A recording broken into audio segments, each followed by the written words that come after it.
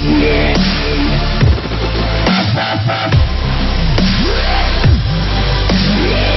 Isabel Kershadian, reporter covering the Washington Capitals. Email bio follow September 18 at 9:58 a.m. As if Sergei Shumakov hadn't heard enough about how difficult it'd be to move from Russia's Continental Hockey League to the NHL, the first hang-up came before he even arrived in Washington. The visa process dragged, and he missed the first 2 days of Capitals training camp, already a bit behind everyone else on the ice. Then there was the issue of a language barrier when he did get here, so coach Todd Reirden purposefully grouped Shumakov with other Russians in practice sessions. They served as interpreters, explaining certain drills or showing him around the practice facility. It was all a whirlwind. One Capitals center, Evgeny Kuznetsov, friends with Shumakov since they were 5 years old and playing for their hometown club in Chelyabinsk together, had already experienced 4 years ago. After helping convince Shumakov to sign with Washington, he warned him of the tough road ahead. The language, the game, the lifestyle, the mentality, it's not easy when you're 26 and you have to change everything in your life, Kuznetsov said.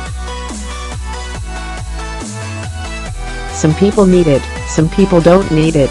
The good thing for him is we have a lot of Russian guys on the team, and we can really help him, and I really feel like our organization had the time to give him a chance to understand everything, and they're not going to force 17 goals right away in one game.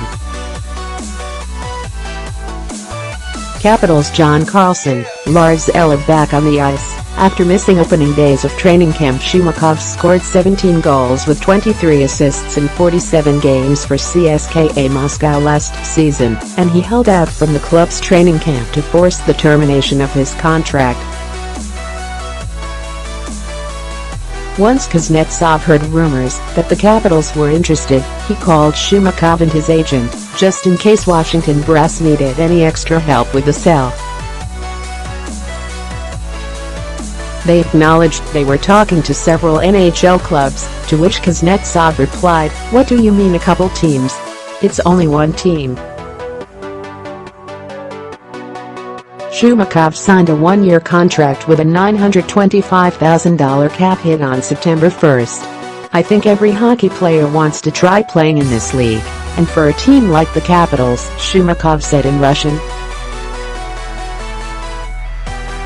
"I didn't even have to think about it. But with Shumakov waivers exempt, and on a two-way deal that pays him less, if he's in the American Hockey League, there's a chance he doesn't make the opening night NHL roster." Washington returned the vast majority of its lineup coming off a Stanley Cup championship, so there's no natural hole for Shumakov to step into.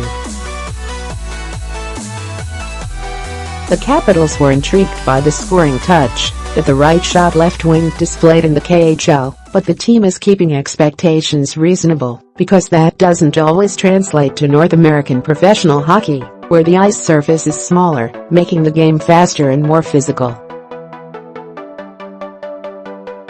General manager Brian McClellan acknowledged the organization isn't sure what it has in Shumakov yet.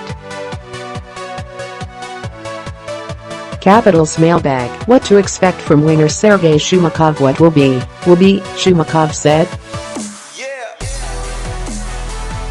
"I'm not planning to go back to Russia for now.